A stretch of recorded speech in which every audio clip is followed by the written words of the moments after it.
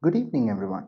I'm Keshav, and I would like to welcome you all to Coping with COVID 19 Technology Aspects webinar today. This is the fourth webinar in the five-part CWC series by MAGC that started on 16th May. MAGC comes with over 2 decades of management consulting experience, having strength in government and corporate policy consulting, business process advisory, IT, and training. You may visit our website and social media handles to know more about us. It is really good to have all of you with us taking time off on a weekend to attend this webinar. The number of attendees we've had in the webinars thus far has been very encouraging, and we look forward to your participation in the next webinar too. The webinar recordings are available on our YouTube channel, and they have received good number of views so far, thus encouraging us further. Let me summarize a few key stats of the last webinar before we move on to today's discussion. Questions that came up in the previous webinar on process aspects were compiled and answered by the panel through email in just 4 days. Feedback on the webinars continues to be exceptional, with 98% of the attendees polling that the previous webinar was very good or excellent. Attendees felt that it was yet another thought-provoking session and that the panel covered a large amount of content with minimal slides. We had participants from over 9 sectors, with professional services, education, and manufacturing dominant amongst them. Around 25% of the participants were attending from outside India. Two polls were conducted during the webinar, and both of them had over 80% voting rate. Process change matrix, proximity analysis, and digital workflow were some of the concepts that were discussed in this webinar.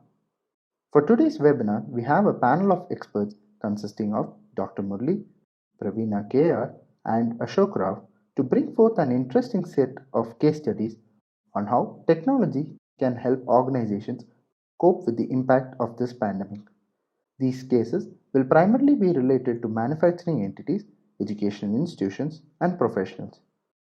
Over the next 40 minutes, the panel will be discussing on two key concerns: handling security issues during work from home, and two, ways to implement technological solutions quickly and economically. I'm very confident that you will benefit from these discussions. As with the previous webinar, participants will be in listening mode only. We will be holding a few polls as well, so we request you to participate actively in them. Please raise your queries in the Q&A box, which can be opened by clicking the Q&A button at the bottom. Please do not use the chat feature to ask your questions.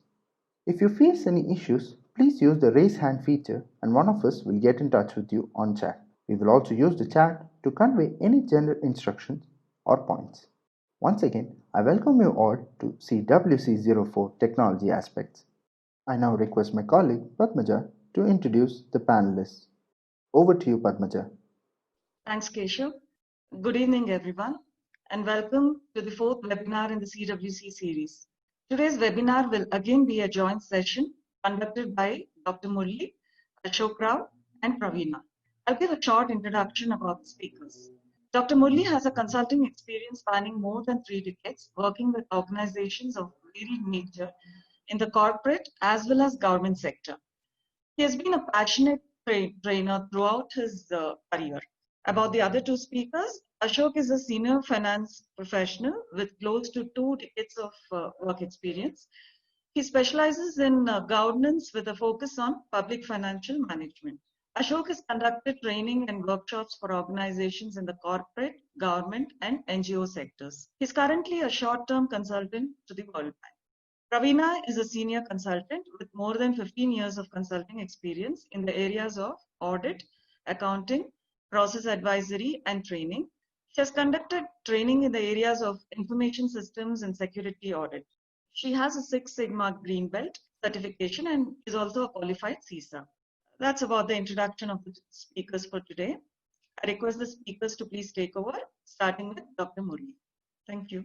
Hi, thank you, Padmaja, and Vanakkam, and welcome all to yet another edition of our CWC series of programs. Today, we always take the insights from all of you, your feedback, and today we are doing the program in a slightly different way, and so we are going to start the program with a poll. Great. I enjoy experimenting with new technology, 66%, and I know it is required, but I find it challenging. So 2/3 and 1/3, perfect. Technology change is not required in my line of work. I'm happy nobody is saying that. You know, we have what is called as technophobia. A lot of people have phobia for this. Okay, let's get going with today's sessions. Welcome. Thanks for your feedback.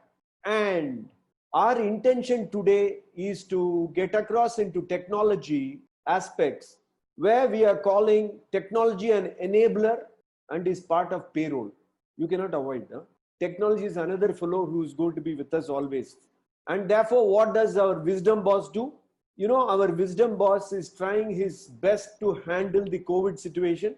So with his stressed organization, he developed policy. We saw last week, 2 weeks back. And then we also saw how he handled processes. And now with policy and process, he has to integrate. I'm sure all of you remember we discussed on integration in the first and second webinars, where the policy and process need to be integrated. They have to be completely coupled. Otherwise, there is a problem. So today, what are we going to look at? We are going to see how technology is integrating policy and process, and people aspects we reserve it for the last webinar. And while doing so, as an integrator, we are going to look at some case studies. You know, there are innumerable technologies available with us, and hence we cannot focus on a particular and go very, very deep. So we are taking into account, in order to make it very simple, and we are attempting to target 3 particular groups who have been with us, all of you. One is the SMEs, it could be services, it could be manufacturing. The second one is professionals like accountants, advocates, consultants, architects, doctors, etc. And the third one is educational institutions. So we are trying to give some case studies where with the least investment, from tomorrow we can start implementing technology, because this is a necessity. And then what are the safety precautions we need to take? We will have to go out in the rain, but we'll have to be safe. And third one is there a checklist by which I need to go? You know, this is what people would think, and exactly what we are going to do. And again, for the benefit of all of you, we follow policy, process, technology, and then the last one is going to be on people. Let's have a very, very fast recap of what we had done on last 2 or 3 sessions, so that we are in a position to appreciate the technological aspects. So organization stressed various levels, and therefore the subsystems within organizations, they really get stressed because of COVID. And this has affected 3 aspects in our work. One is the workplace, one is the workflow, third one is the work culture. And how does our wisdom boss respond? Having understood this, he tries to get clarity of the situation, so that he has to immediately change his systems and processes and start getting his cash flow. Right. Therefore, what did he do? He understood that he has to handle all the 4: policy, process, people, and technology. So what did he do first? He looked at the policy, and then he got the clarity by working out what is called as policy impact analysis. At the end of the analysis, he understood 3 aspects. One area where policy has to be tinkered and slightly changed. Second area where he doesn't have policy, so he has to introduce policy. And third area where policy has to be drastically changed. And therefore, he understood which are all the areas. Now he drafted the policy. Policy was ready. And therefore, he is very clear about post-COVID outcomes. Then, how do I implement? So he has to go to process. So therefore, process, only with proper process, he would get it output. Therefore, he looked at processes, and in order to understand which processes to be tackled immediately during and post-COVID, he did proximity analysis, proximal to either cash generation or billing, etc. So he did proximity analysis and understood which are all the processes he has to touch. He also understood that he has to use what is called as a proximity change matrix, where in each one of the processes, which are all the specific elements or activities or sub-process he has to touch. So therefore, he completely did the process change. For that, he had to have two aspects with him. One is very clearly laid out SOP, technology, monitoring and control mechanism, and training people. With this only he will be, these are all the critical success factors. Having stated that, since this wisdom boss, he is called wisdom boss because of this particular capital he has with him, which we call it as this capital, that is trust, honesty, integrity, and simplicity. He is able to introduce integrity into his processes, simplicity into his processes, because simply of the way how he has done his approaches. And therefore, ultimately, the wisdom boss has to implement values-based management system, and therefore he follows and implements this capital. This results in improving his efficiency and of course effectiveness, which is what is required to be present in the market. And now, having done all this policy and process, he gets into technology, which is the focus of today. So let's look at what are the factors that create impact on technology. Unless you understand the factors, you will not be able to implement any solution. Therefore, the governing conditions are, there are certain business factors that are influencing. What do you mean by business factors? Each type of business has got a particular environment. Also, the size of your organization also has. For example, a textile business has got certain way of dealing with the procurement, certain way of average stocking. So there are business practices related to particular field. Similarly, educational institutions, when they need to open, when they have to have the complete plan for the year ready, their calendar ready, when do they plan for their semester exams, and so on. Similarly, doctors, similarly, accountants and advocates and all professionals. Therefore, there is a business environment which very, very highly influence technology. The second one is industry, belonging to a particular industry. For example, maybe your industry, you are already started issuing e-invoices for GST. So there is a technology element coming with regard to a particular industry, which may not be applicable to certain other industry. So one is the business environment. The next one is the industry environment. Third is value chain. Your suppliers, your customers, or your clients, are they all using technology? Am I allowed to issue an electronic PO, which the other system will be able to take it and immediately send my items? Should I send by post, or what is called as traditionally snail mail, or should I send by email? How do I send my invoice to my client? So that also influences technology. So the value chain in which you are a part influences technology, and more importantly, your maturity of internal processes. Invariably, SMEs, they are not fully integrated. Some part is manually done, some part is mechanized. Almost all the SMEs. So that also will influence the extent of technology that is required for you. And most important, the skill level, differing skill levels. This is what I said, technophobia. Therefore, generally it is found that, I have found that very old people and very, very young people don't know technology. My experience, sir, youngsters don't feel bad about it. But I have found very young and very old people, they don't get to technology. Others, by virtue of their sheer pressure in the work, they get to learn.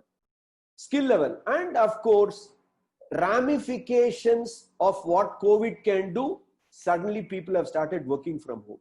All these 5 factors put pressure on technology. Therefore, there are numerous questions that come up with the entrepreneurs, with the owners as to what is to be done. Therefore, we are bringing up a framework which will enable every organization, big or small, to understand where and how they need to have technological intervention.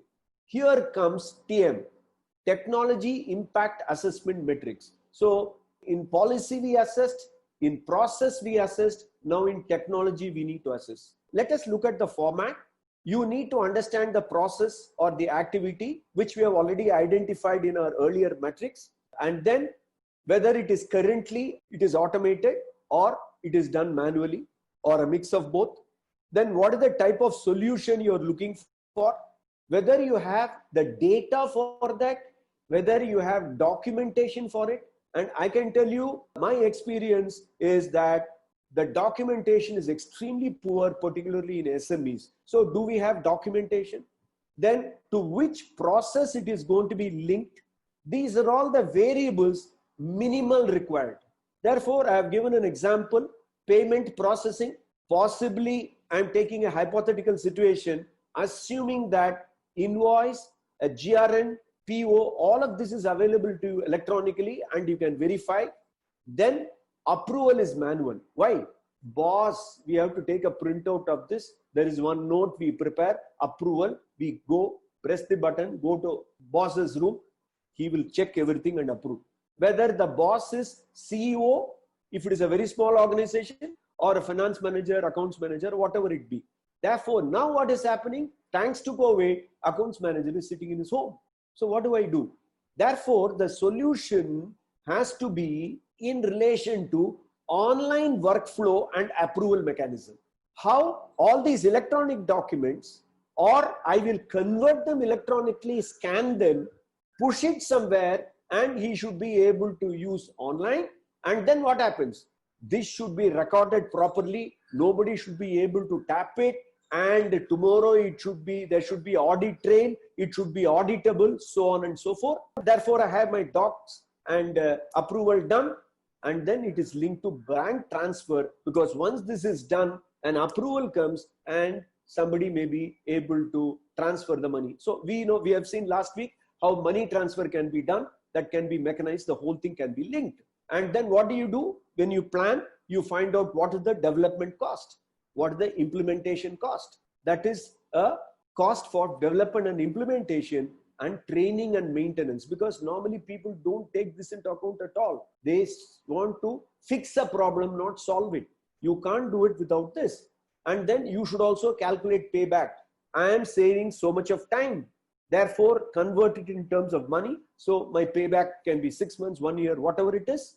And last two columns are extremely important. Who is responsible? Who is responsible for this?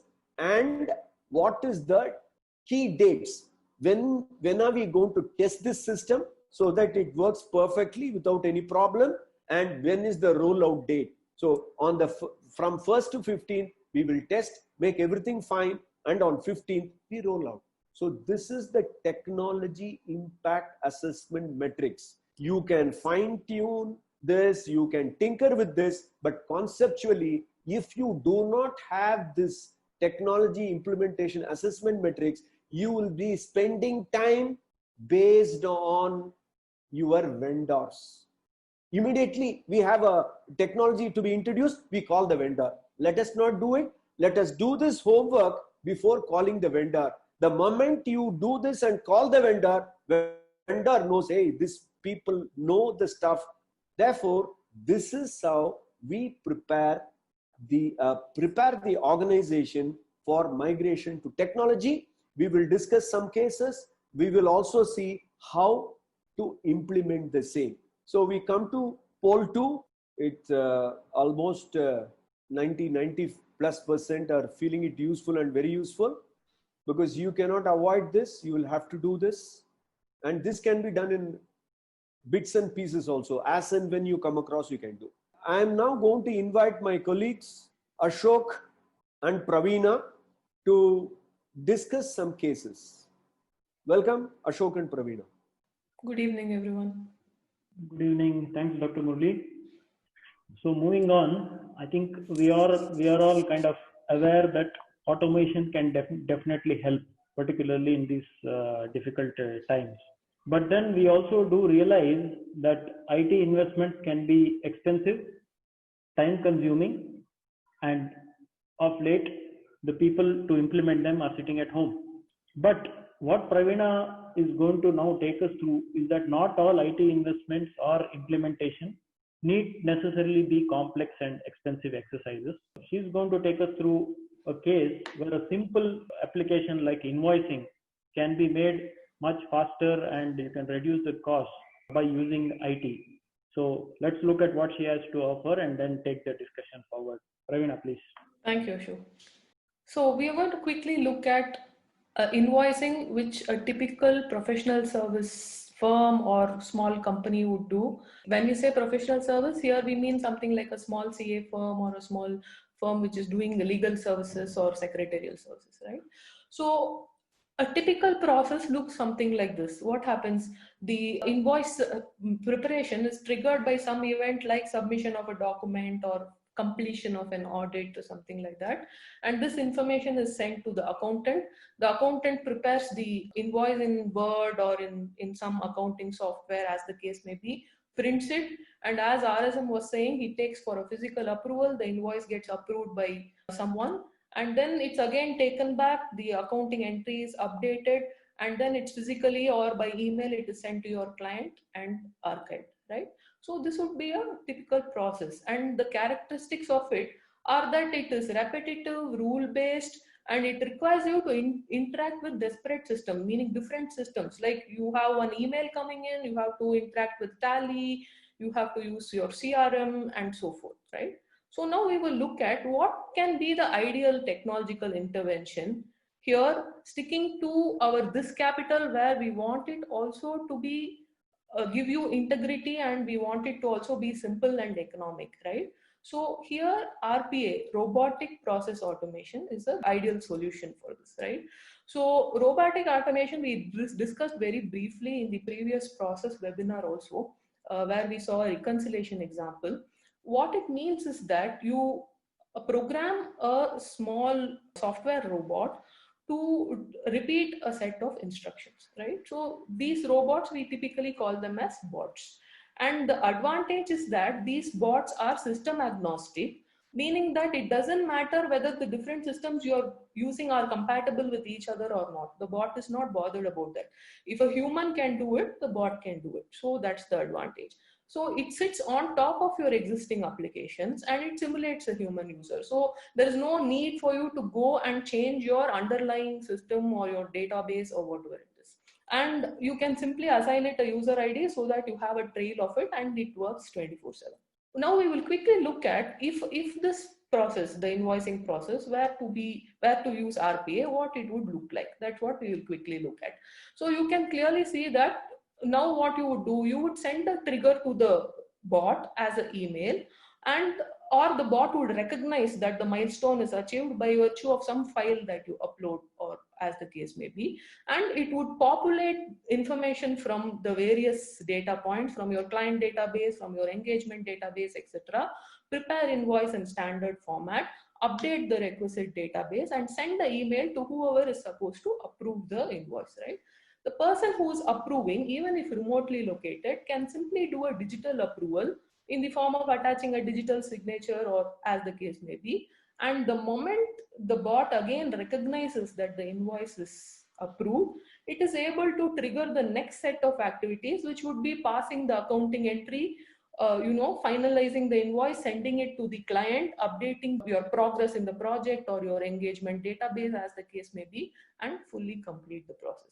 So you can see visually that a process which seemed cumbersome and which required so much of intervention, we have reduced the number of interventions even in this simple example, and we have automated predominant portion of the process. So this is a very simple example for RPA. Now, this can directly be applied to professional services, and it's also finding use in medical billing, where processing has to be done through insurance companies. So, and of course, it has application in SMEs also. The benefits, obvious benefits are, of course, cost reduction, improved control, faster, you have better quality, and your team's time is, available for more value-added work.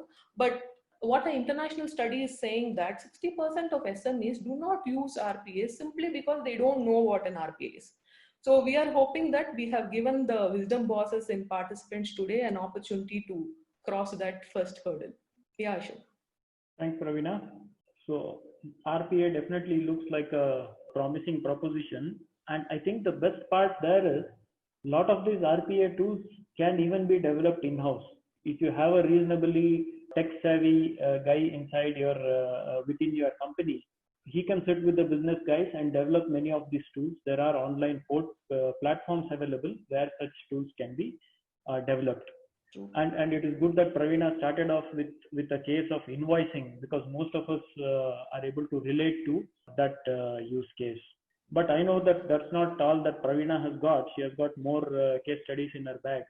So I would request her to take us through a few more case studies in different sectors or industries, not necessarily of RPA, but also of IT implementation, simple IT implementation, which can open up the plethora of possibilities, and we can also relate to that better. So what we will do is we will take a quick glimpse and we will try to look at really a variety of use cases basically.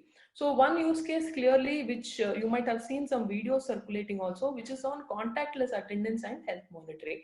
This has become a real concern because even with limited extent of people coming to office spaces, this has become a concern. So this is a scenario or use case where simply you place a bot-enabled kiosk at your entrance, and when your employees enter in the morning, the bot is able to do a facial recognition, identify the identity, and let them in, mark their attendance, etc. So additionally, it is also able to sort of detect whether the person is wearing a mask, what their temperature is, whether it's ideal, etc. And of course, the in and out can clearly be monitored. This is one use case. The second use case is MIS preparation. All of us know this what we call as record to report is very cumbersome because we pick information from different systems and we want to put it together. So when you have a RPA enabled process, what you are able to do is the bot will cull the information from different systems. It can do some basic validations or checks. It can put all this, depopulate all the data in a standard format. It can also flash it to your, the typical group to whom these reports need to go, and of course, archive it. One other case is, this is something as consumers, perhaps most of you are familiar, you might have used chatbots. So this is basically the first level of interface you want to have in your CRM or in your customer help desk. So you can give basic tech support, you can have chatbots, you can have complaints, ticketing, etc. So what the bot would do is, bot will record the first level of request or complaint, and it will, if it's a basic information, it will immediately resolve. If it's like a FAQ or basic information about product or service, it will immediately resolve. Or if it will escalate and it will assign it to a human user. And of course, it can take care of closing the ticket also. The other use case which you could have would be PR, purchase request processing, right? PR processing. Here, what it is able to do is, the moment a PR is generated, it would go to the bot, and the bot can be programmed to run through a predefined checklist to check whether, for example, if inventory is there, if it is matching with the sale order that a person is producing for, etc. And if there is an error, it will send back to the requester, and if not, it will trigger further processing. One other use case which many of you might have heard about, this is also popular, is on bill registering in terms of payables. So we have vendor bills either which we have to download from the portal or which we receive as attachments to our email. So what the bot is able to do is, it's able to sort of scrape information from all this, and it will upload your bill register. It will also do a deduplication check or basic check it is able to do, and of course trigger further processing. While we have tried to give as many different examples as possible, even amongst this, the procurement and the report preparation use cases we are seeing an increasing trend of RPA being used in those two processes. Thanks again, Pravina. And of course, in addition to what Pravina presented, a lot of the day-to-day data capturing tasks can be automated with some small mobile apps.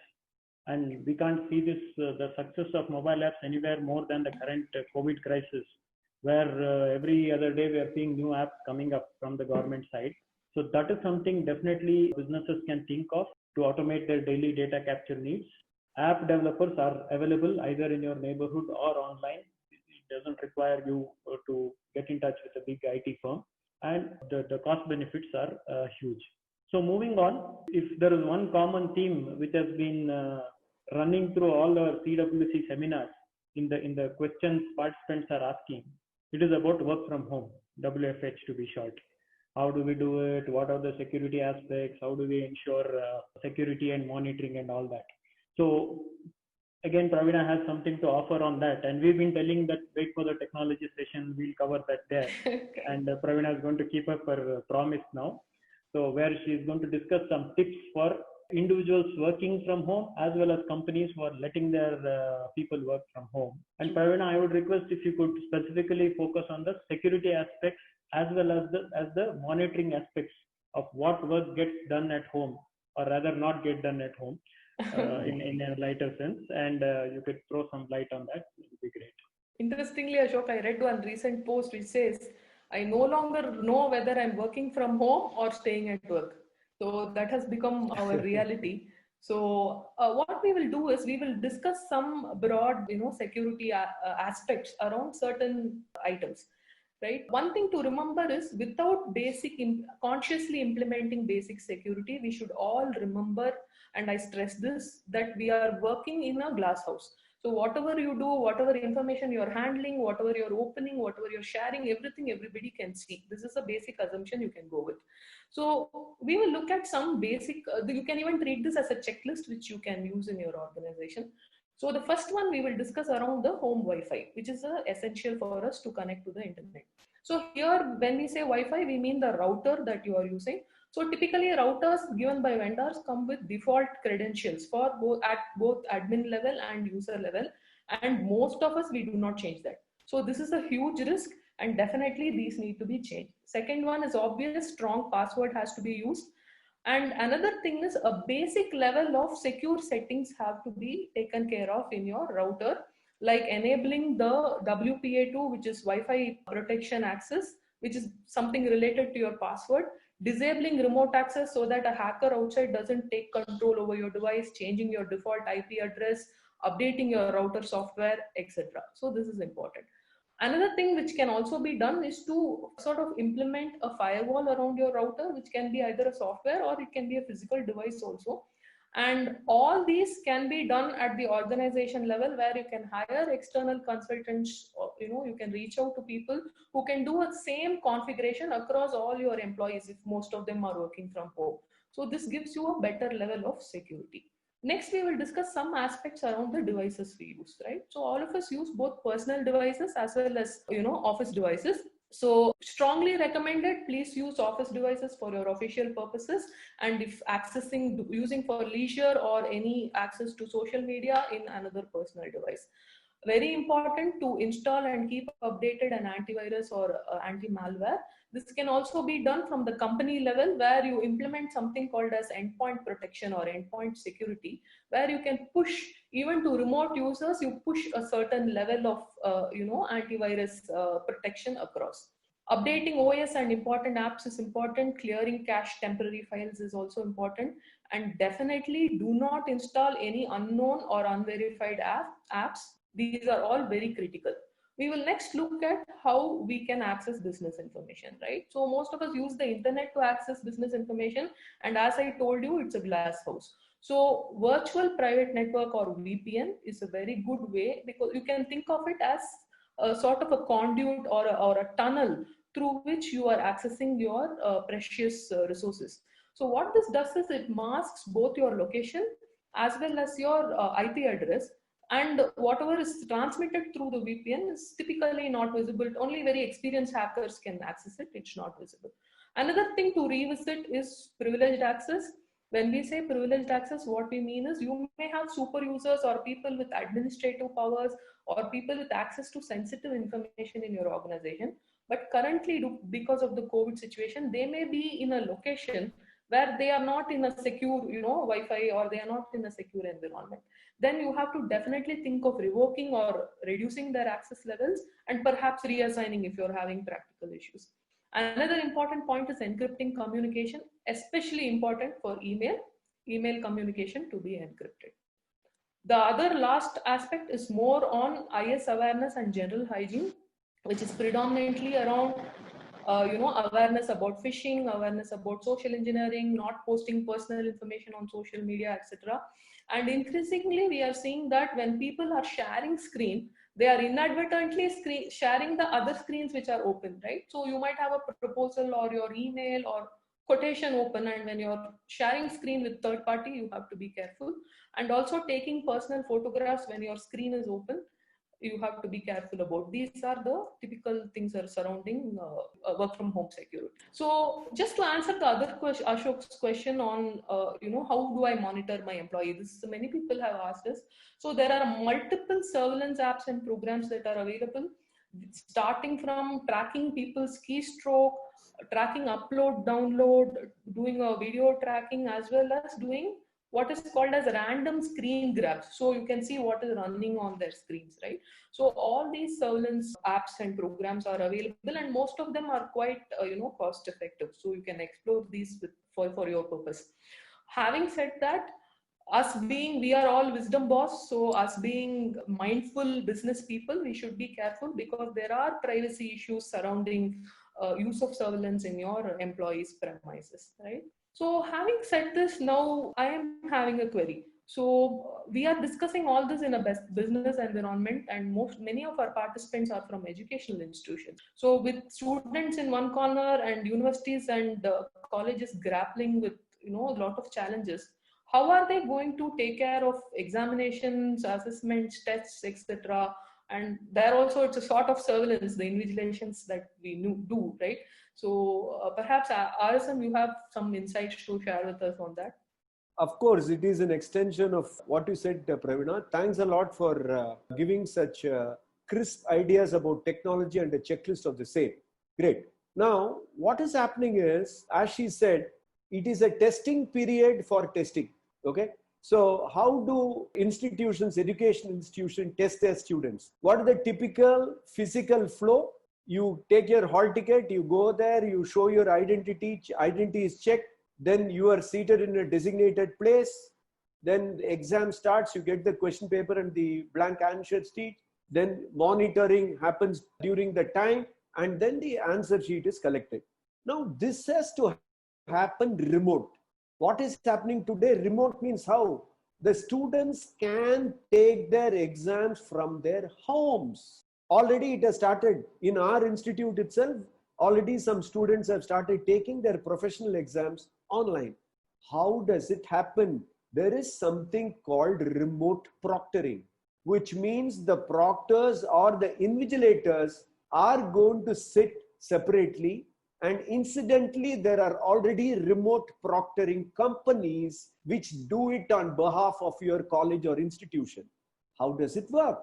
The same thing can be done for your employees also, right? Now, what happens? There is a software that is installed. What does it do? It first identifies the face. So there is a face recognition available with the examining authorities, let's say the university or the college, and you will have to show your face. And there are no software available whereby you can show your ID card so that they read the number, it takes the face, and then you are there. And in days to come, your iris will be recorded, so you need not worry. So there is a face recognition, the person is identified. Okay, then what do? You have to sit for the exam. So what they do, they already give you the minimum configuration your laptop or the machine has to contain. They'll say so much of RAM, so much of this, so much of that, this software involved. Okay, you have it. Then what do? Immediately on this, you have to show a 360-degree round of your room where you are sitting. It could be your bedroom, kitchen, whatever it is. You are going to show, and the software will capture a lot of pictures from there. And then it does a compatibility check with the software, which is linked to the proctor, and then they do movement calibration. For example, I am now looking at four corners of that screen. So I cannot, there is some leverage given, 5%, 10%, 20% only I can move. I cannot move like this or whatever. So that is calibrated. When all these things are in place, okay, after this, you are accepted or rejected. For some reason, the proctor can say, still we are not convinced about your place or your eye movement or whatever. Assuming everything goes through, the exam starts. The moment the exam starts, what happens? Your screen is fixed. You cannot access any software through the screen. That is done. Then monitoring takes place. This is where the technology works. As Praveena was telling, it does random screen grab. At various points of time, it takes screen grab. Because how many people are writing? Maybe 500 people, 1000 people. It does to all of them, right? And then it also checks occasionally the sound around. So when you are taking 360-degree round, it initializes it and it will not take any sound apart from that. So that is also done. And then background video surveillance is done. Audio check is done. Everything is done during. In case there is a doubt, live chat, the proctor will come on a live chat. They may stop the time for that time and then say, hey, what is happening? I think some shadow I am able to see. What is happening? Please turn your camera and show whatever, and that is done. And therefore, the proctor can suspend at any point of time. Okay. Similarly, whether you can use the cell phone, no, whatever it be. And automatically timed. And once the auto time is done, it is closed. Therefore, this is happening. You need not have such a sophisticated system for surveilling your employees, but in case, so wisdom was always as good employees, so you need not worry. But anyhow, in case you have to use, parts of these are available. These are all becoming relatively cheaper with better functionality. Therefore, this is the case we thought we'll share with you on remote proctoring. Anybody can use, particularly our friends who are from educational industry can use. We are not recommending anything. There are some softwares like Metal, which is worked across. There are also Indian softwares like Ekalavya, and there is also HCL Proctor. All these are available. Please go to the internet and search for yourself, right? So these are all some of the technology related use cases across industries. Like, let's go to poll number 3. IT and info security seems to have got, and rightly so, followed by finance and inventory management. Great. Right. I think we are all in sync. We also feel so. These are all some of the very, very important areas. And now we come to the core. How do we implement? Implementation is not, all that we did was planning, and we choose RPA or whatever solution we wanted, and then now we have to implement. So how does the boss with his aligned team, how does he implement? Key factors for implementation, first is clarity. He gets clarity using TM and some good people to discuss with, right? And then there is clarity. Second, the solution has to be simple. So you have to have simplicity. How do you do it? Whether the solution, whatever you are planning, can you write it in a half a page and see? Can you do that? Can you put it in bullet points and see? Then it is a simple solution. If it is complicated, is going beyond a head, please think. Third one, agility. It should be flexible. It should be fast. You should be able to change it. Insist all this on the guy who is working on technology solution for you. Okay. Today, all this is possible. As we are reiterating, some of the RPA solutions are done using Excel sheets. No exaggeration. No exaggeration. Go to the net and see RPA solution for invoicing. Excel sheet. You can automate. Okay. That's the cue I am giving. Right. So clarity, simplicity, agility. Of course, consultative. Depending on the process, please see the guy who is actually delivering the work. He was doing something manually. Please consult him. It has to be consultative because you are going to remove his pain. By removing his pain, you are relieving your pain. And of course, project management. That is why two aspects of project management is time and cost. Therefore, in the TM sheet itself, we have worked out the cost and we have worked out the time. We have also made a person responsible. Therefore, it is project management. Unless these 5 things are there, forget, it's not going to happen. You have to have all of these 5. These 5 can happen only when you have this capital: trust, honesty, integrity, and simplicity. These have to be fed in properly. How? All these 5, particularly you take clarity, simplicity, agility. So clarity, simplicity, agility will pave way for integrity and simplicity of your solution, because it deals with process, control, people, governance, process, rules. All these are taken care. And your trust and honesty will be people related. Therefore, you are trusting your people, you are consulting them, and you are doing a project management in such a way that you will be dealing with employees, you will be suppliers, the software guys, etc. And you will improve the quality of disclosure and the documentation that is moving from one place to other, which we saw.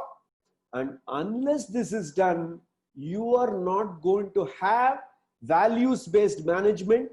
Therefore, you are involving the professional support for the technology solution. You are also involving the human support for technology solution.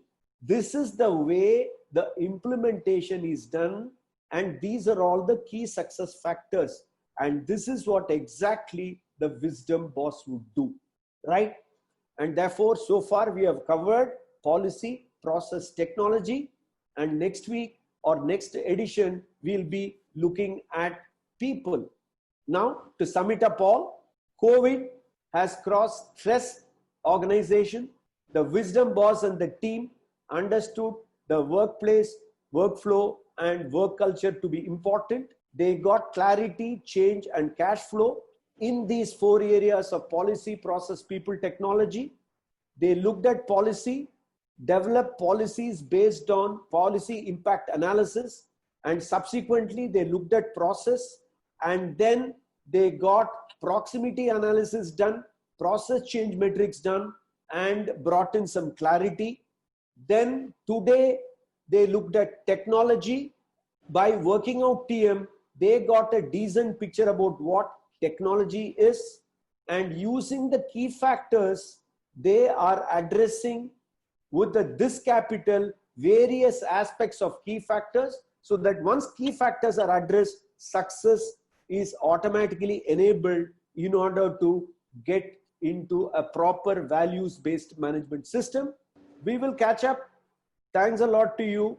Therefore, next we will catch up on people. That is going to be our focus area next, right? Now let's go to Q&A. Welcome, Suresh. Thanks a lot, Dr. Murali, Pravina, and Ashok. Yeah, as ever, you have been very clear in your way of presenting things. So I have a couple of questions. So Ashok, I would like you to take up this question. How can I assess early on whether my technology investment is giving me desired returns so that I don't put too much money on the table and then start rushing up? Okay, so I would divide the question into 2 parts. One is how to ensure that I don't put too much money on the table. So there are some things you could do before you commit to the solution that you are implementing. One is talk to people within your industry who have used it earlier. Look at other people who have used the solution earlier before you select a solution, and what is their feedback. You would all be part of industry associations. You'll know what is working there. So that is one due diligence that you can do before you decide on a solution. Second is, big IT companies generally try to push in their license part first. So you pay a huge amount on 100 licenses, and then after 2 years you still don't know that you don't see anything happening on the ground. So try not to fall into that trap. Take it in a gradual way, step by step. And it always works to first pilot it in a small department or a small function, the solution I'm telling, so that your people get used to it, and then scale it up all over the organization. Coming to the second part of how do you know whether it has delivered the returns, having decided to invest, that is where some of the tools and matrices that Dr. Murli mentioned will be useful, so that you would have prioritized what it is that you want to automate. Don't prioritize something which is low priority or can be done by low cost sources. And you need to use those matrices and marry it with a couple of performance metrics, simple metrics. Don't overdo it. Some quick things like turnaround times or an output produced. And you can always do a before and after to see whether the automation exercise has actually given you benefits. And yes, adding a financial number to it is possible, though not always is difficult, I would say, though not always impossible, but it can also be done. That's about it that I can add. Thanks, Ashok. Dr. Murli, can you please take this question? Some of the SMEs like us, I mean, Les means one of those SMEs have raised this question, are forced to adopt ERP. The client says, the supplier says, the vendor says, go to an ERP on cloud, it's cheaper version.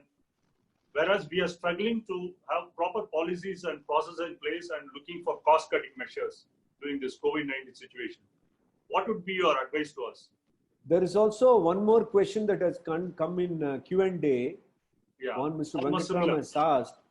So the question is on whether for ERP we need to go to vendors. Vendor at all? Yeah. No. Here this questioner says they are Yeah. I supplying got to the question. I got Yeah. the question. Yeah. This is typically we face this situation. There are two elements to it. One element is your requirement. Second element is solution. Now what happens without understanding your requirements? How can you make a solution? That's not possible. Therefore, ERPs, there are very, very good ERPs across, right from a small one in open source until the big picture SAP. Okay. Now, how do we go about it? Most of the cases where we have seen practically failure in ERP implementation is because the user is not clear as to what he wants. Okay. So your process and process documentation as what you exactly want the process is very, very important. If you do not know what pain you have, what the hell the doctor can do? Doctor cannot do anything. Going to ERP vendor is like going to pharmacy and taking medicine. You have to go to your doctor to take the medicine. So, and he will prescribe, then go to pharmacy. So who is the doctor? You have to understand who can understand your processes, possibly document it and make it and understand where your gaps are, and the gaps have to be filled in. You need not do a complete solution day one. No, you can slowly graduate, and all the tools and techniques we have discussed here will be useful for you in that regard. So ERP, ultimately you need a vendor, no doubt about it, for two reasons. One, to give a standard package so that you need not spend too much money on developing. Second, you need somebody to maintain. We are not getting in India your IT guys who will be with you for more than 2 years or 2.5 years. How are you going to maintain? So it's better that part. But when you have a pain, when you have a gap, please get somebody to do that for you, so that with that solution, you need not even overpay. And we have seen using these type of documentation, you are going to cut two things. One, cost of implementation. Second, cost of licensing itself. Because these guys wants to come and dump license on you. Sorry, I'm not against any vendor, but that is the sales force, that's what they do. So this is how you have to manage. So important for you is to understand the process of ERP migration. Even if it is a very, very small organization, it is not going to happen overnight. It will be minimum 1 to 1.5 years of systematic implementation, but your return on investment will be great. I think that's how I'll approach. Thanks a lot, Dr. Murli. Pravina, a quick, simple question for you to look at it. Do you think we should employ IT professionals in our company? Yeah. My immediate response will definitely be no, but I mean, IT professionals should not get angry. So, see, the main reason is already we have a stressed organization, and we have repeatedly seen that we have to determine our strategic focus. So if your area of work or your area of value addition has nothing to do with IT, so you picking a person from the industry is first of all going to be expensive, and anyway he can't do anything on his own. Rather, the better approach would be taking cue from what Ashok and RSM just about discussed, ensuring that in-house you are very clear on your requirements and your functionality, what is needed is a better thing, a better skill set to have in-house rather than bringing someone with IT skill set inside. IT consultancy firms are so many are available and very much within our reach. Really, my view is that you shouldn't go ahead and recruit random people in with the random skill sets, especially during these times. Okay, thanks a lot, Pravina. One peculiar question has come up. While we understand the necessity for technological intervention during this COVID-19 times, we have auditors who are very traditional. They want to insist on physical documents, seeing things physically, approving before any payment or anything can move out towards from the organization. So how do we handle such a situation? Very difficult. Huh? very difficult to handle. But the things are changing. But we'll have to make a case to them. We will have to make a case to them. You cannot do a business in the shadow of another person's ignorance. Somebody's ignorance cannot be a showstopper for you. You will have to tell. You will have to make them understand. I don't know. That's what you have to do. Otherwise, it's very difficult. Yeah. They'll have to change. Thanks a lot, Dr. Murli. Last question. Probably it's most partly answered in your presentation. Putting aside the legal ramification of monitoring employees' screen, wouldn't it be a setback on the morale of the employee? Just a daily check-in kind of a thing to ensure that the employee's morale is kept. Is it not a right solution rather than absolutely, absolutely, Mr. Venkatraman, I am with you. That is exactly what we have to do, because a wisdom boss will never go to technology for monitoring people and tinkering. No, but where it is required, where you really feel that you need to have control. Sometimes it can be a deterrent control. You need not make use of it. It can deter people from doing wrong things. That way only I'm saying, ideally, don't use technology to monitor people if you have good people. What is the problem? Do you need really law when everybody is good? Not required. So, let's take that solution. I have two more things. I'm sorry. The earlier question which I answered on ERP was by one Mr. Vijay Shivaji. Sir, your question was answered in my previous thing. One last question. Let's finish it. It's on how important is technological interventions during COVID. Without technological intervention, work from home is not possible. So technology is absolutely important for COVID. So there are a lot of, thank you. One Vidwat has come up with a lot of MCA links. Thanks a lot, Vidwat. I know you have been participating in all our seminars very well. If nothing else, I think we should close for the day. Let me hand it over to my colleagues. Thanks a lot, Dr. Murli, Pravina, and Ashok for your thought-provoking presentations and answering the Q&As. I take this opportunity to thank all of you for your active participation and comments. We have seen over the last two webinars how good policies and processes can be effective in handling of COVID-19 impact on businesses. Today, we looked at technology aspects and how adoption of simple and affordable solutions can be effective in adjusting to the new way of doing business. I sincerely hope that professionals, educationalists, and manufacturers amongst you had insights to take away from today's webinar. Many of you reached out to us and expressed that these sessions are useful and relevant. Thanks for your encouragement and support. We will strive to deliver value in the forthcoming session too. As always, the webinar recordings will be uploaded online and shared with all of you shortly. Subscribe to our YouTube channel to get regular updates. Policy, process, and technology are effective and essential to run a successful business. However, none of these will be effective without the most essential ingredient. I'm sure all of you know it. Yes, people. We have reserved our final webinar to focus on people aspects. You will receive the invitations in the coming week. Those of you who have already registered for the earlier webinar need not register again. you will directly receive the webinar links. Feel free to share the webinar details with your contacts whom you think can benefit from this. Kindly participate in a quick 2-minute feedback poll to share your suggestion on today's webinar with us. Thanks a lot for your feedback. If there's any detailed comment or you want to write to us, probably you will find the next screen showing you our email address.